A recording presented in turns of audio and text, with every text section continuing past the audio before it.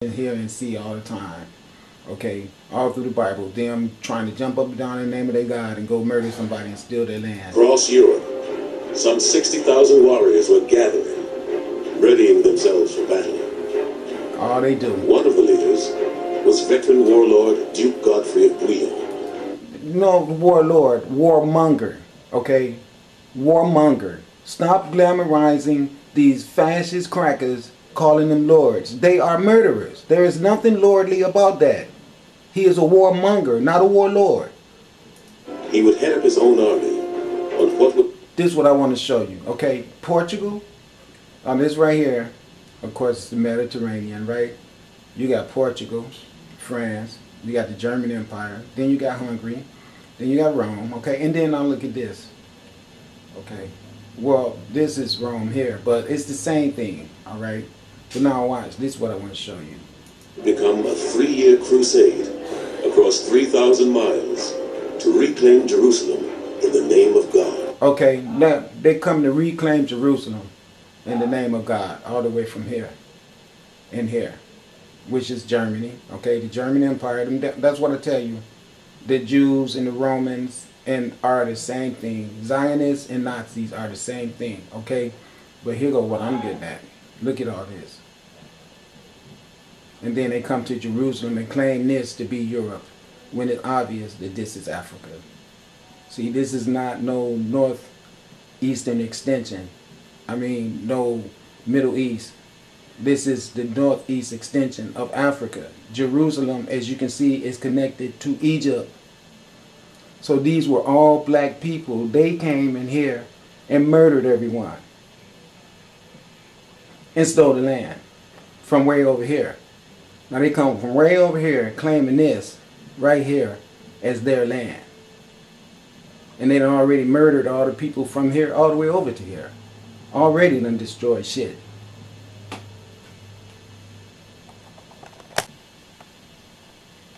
I'll just point all this stuff out so you're going to be judged one day for trying to accept the propaganda and all this rhetoric that's going on the earth is supposed to make you decide what type of person you're going to be. If you can't see right here that these white people have gone all over the world and started that blitzkrieg of slavery and torture. This is Germany, the land of Hitler.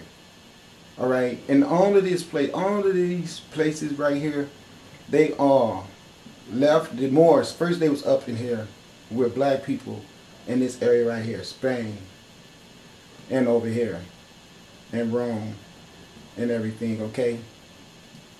All through here, and even here, black men came and taught these white people how to build their civilization. These white people got knowledge from learning from these black people, and all these places right here grew with mixtures of black and white people. All right? After a while, the white people decided, as they grew with Semites, mixtures of black and white people in these regions right here, and Asia Minor, all this down here was still black, all the way from Egypt over here to Morocco, and on down to the Ivory Coast, down to Tanzania, Ethiopia. All those places were all mostly black. We're still some white people that was coming to our institutes of learning and everything and living on with the black people in Africa. What happened was you had a mixture of people, black and white, that came together. And the mixture of black and white people started growing in numbers. They were growing faster than the mixture of just black people by themselves, and they were growing faster than the mixture of just white people by themselves. The overall whammy number of people were melanated people. But you had this new hybrid of people coming in that's known as Mexicans today, or Arabs, or Puerto Ricans. They've always been on the earth, and they've always been a good tool to the white man to kill black men. All right, these guys grow in numbers around here, and they start getting information from the white men who start noticing that the white women are choosing black men over them to sire their children with. So the white men get together in their little secret society like they always do, and they say, what are we going to do about these women, our women, choosing black men over us, and the rejection that the black women have toward us? Because the black women was very aware of what their melanin was, and that they were not to tamper with it and to do anything that would make it become less. So the white men got together because of their observation of their rejection of the women and came up with a new disguise about we're getting rid of these black men. So war began immediately. What they did is talked the mulatto race of people into joining sides with them by eradicating the black power in government. Overnight murdered them and replaced them with the mixed population of mulattoes. Of course, the hierarchy seats being given to white men, and the hierarchy control device being the mulatto population that had grew around Rome. This is why Rome was able to take over the world with the help of Portugal and the Vatican. The Vatican, as well as Spain, Portugal, and Rome. Portuguese and Rome got together, and as well as France and Germany. All those places got together with the help of the Semites and came all through Africa after they went through Asia.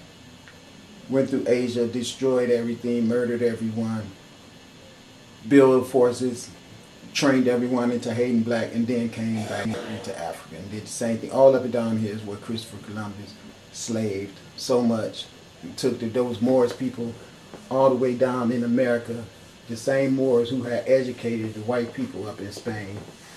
The white people turned around and came down to the Americas where they had heard tell of other Moors people came down here, murdered all the indigenous people, stole the land here too. So they went over the whole world and perpetuated their whiteness, their fake God, and their fake claim to perpetuate democracy and freedom all over the world, and has enslaved everyone and plan on murdering everyone again, just like they're doing right here in this Christian crusade. They claim that by God's right, they come all this distance, and know this, from here to here, they fought all the way through in the name of their God. Fought, murder, bloodshed, every damn where. And then finally got here and had the biggest battle of all. And still battling there right day, the damn Jews and the Palestinians. To this day. These are the warmongering people that you all give your money to and support. That's building up all those UN vehicles to the concentration camp everybody has. Another damn crusade. And it's no crusade for Christ. It's a crusade for cash. A crusade to decide what white freaking terrorist group is going to rule the world. That's what it's all about. Godfrey was more than just an acclaimed fighter. A generous benefactor of the Catholic Church, he was also an immensely pious man. As far as I'm concerned, there's one key thing that's driving people to take up the cross. And that is that they actually believe that this crusade is a spiritual war. Of course they do, still to this day. Souls of sin. And yes, I'm sure they've got other agendas, they've got other things they're looking for at the same time, but if there's one thing that's at the core and that's across the largest range of people, it's spirituality, it's religion that's driving. That's what drove them crazy. They really believed that it was God's will that they do this. Everyone who participated in the Crusades were regarded for many centuries until this day as barbarians who came to destroy the peak of Islamic civilization. And this is a very strong thing which goes down right to this day. So the word crusade is electric, and people know it. They know what happened in that world. So see, let me explain to you what it means. It means that the original people were already under a manifestation of practicing Islam. And then Christianity comes along and say, no, there's not going to be any Islam. We're all going to be Christians. That's what it means. So the Christians crusade meaning that it was a crusade to make everyone become Christians. And pretty much that's it in a nutshell. That's why it's not called the Muslim crusade. There was good reason why men would risk everything to journey to a distant land from which they might never return. It's called blighted by famine and racked by petty wars, their European homeland was a cursed place. They didn't have anything. They claimed a better life in this world. Didn't have nothing, so you went and stole everything from everyone else. Because you didn't have anything. I think if you were to take a time machine back to the late 11th century the first thing that would probably strike you is what a violent society it was. We're at a Very, time when sort of just central like now. government's not very well organised, the great monarchies of France and Spain haven't developed.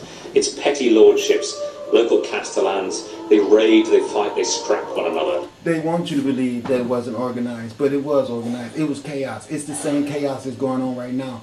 We're doing that right now. That is a description of what's going on right now in this modern day and time, 2013. And this shit was like 700 years ago, 600 years ago. And the consciousness of man has not climbed because we have these white men on this earth who doesn't know how to do anything but perpetuate theft and murder and mayhem, homosexuality, imbalance, and sexism. All this old shit is going to be here forever as long as they are here and as long as they are allowed to tell the story of what happened. It's a time of endemic lawlessness. You can't One of the tell. most learned men in Christendom painted a disturbing portrait of this chaotic world. Listen, you can't expect the thief to tell you everything that he stole from someone. He's going to want to lie and see what he could get away with and keep or not be charged with. So that's what they are. They're the thieves. Why should they be able to tell the world what they stole? They're not going to tell the truth of what they did. They're going to always make it seem like it wasn't as bad as it really was. A senior archbishop and a consort of kings, William of Tyre wrote the history of the Crusades as he saw it. In nearly all the circle of the earth, belief had failed. I don't even want to listen to his story because I just explained to you guys that we can't depend on them to tell us the true depths of their crimes because they're not. But we can look at what I just showed you happened in Africa and then we know exactly what they did. And that's exactly what's still going on right now today. These religious propagandas are based on one thing, and that is the extraction of wealth from the unsuspecting masses. Peace and blessings. The Franks stayed in the city for 1 month and 4 days. And while we were there, some of our men could not satisfy their needs. Either because we were there too long, or because they were so hungry, for there was no plunder to be had outside the city walls. So they ripped up the bodies of the dead, and others cut the dead flesh into slices and cooked it to eat. Cannibalism, but they always say that's us. Our troops boiled pagan adults in cooking pots. They impaled children on spits to devour their flesh. Okay, see, Europe is the place where there was no food because these barbarians had killed and sold everything for profit. The kings did. The kings made it where if you were caught hunting in the forest, you were killed. So the soldiers and everything that went into the villages of the people that were not protected by their own soldiers plundered the people, looted everything they had, stole all their food that they had, harvest all year, and worked to provide provisions for themselves. Not only did they steal all the food that they grew, plus their farm animals, ate them too, they also ate the people. Because this is who you guys are. Telling the truth now. Every time you watch National Geographic, they want to tell you about us black people being cannibals. We had no reasons to be cannibals. We were not the people who was in frozen ass Europe without anything to eat, but other people. That was you guys.